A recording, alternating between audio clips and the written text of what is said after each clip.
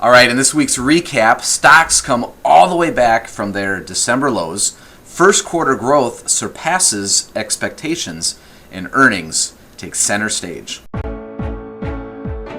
Emotion has no place in your investments, so how do you know what news actually matters? Hi, I'm Eric, and in the next few minutes, we're going to forget the headlines and focus on the facts. Here's what really happened last week.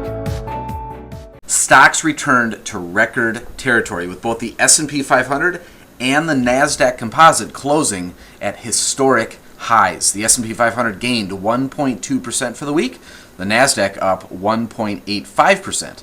The Dow Jones Industrials Average, however, lagged, losing 0.06%. The MSCI EAFE Index of international stocks lost 0.52%.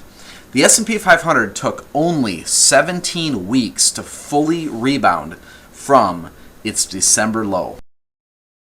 All right, last month, Wall Street was fixated on trade, reacting to even the slightest hint of progress in U.S.-China negotiations. This month, the trade talks have taken a bit of a backseat, and the fixation is on earnings. Anxieties about a possible earnings recession may be fading. So far, first quarter results for S&P 500 firms are 5.3% above expectations, which compares to a 5-year average of 4.8%. At some point, trade talk will come back, or other developments will lead Wall Street to chase other trends. The thing to remember is that Wall Street is fickle. What preoccupies it one week may be shrugged off the next. Short-term trends ultimately amount to background noise during the long-term pursuit of your financial goals.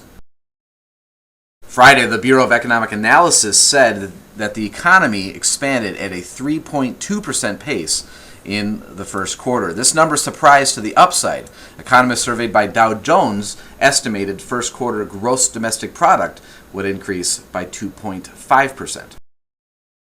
All right, looking ahead at this week, today, Monday, March personal spending figures from the Department of Commerce will come out. Tuesday, tomorrow, the Conference Board's April Consumer Confidence Index is released. Then on Wednesday, the Federal Reserve announces its latest interest rate decision. And wrapping up the week on Friday, the April jobs report comes out from the Department of Labor.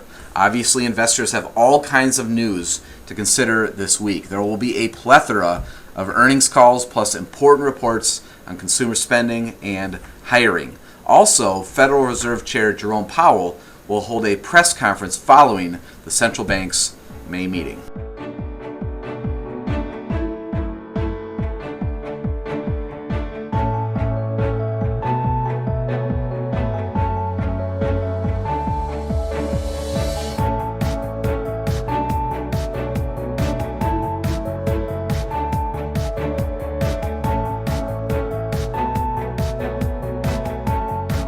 Hey, this is Eric again. That's it for today. Don't forget to subscribe before you leave.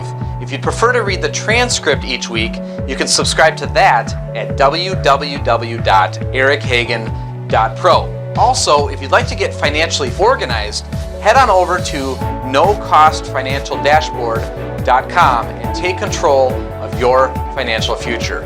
Lastly, if you want to find out if you're invested right, visit getinvestedright.com right now. Thank you again for your time today. I'll look for you next week.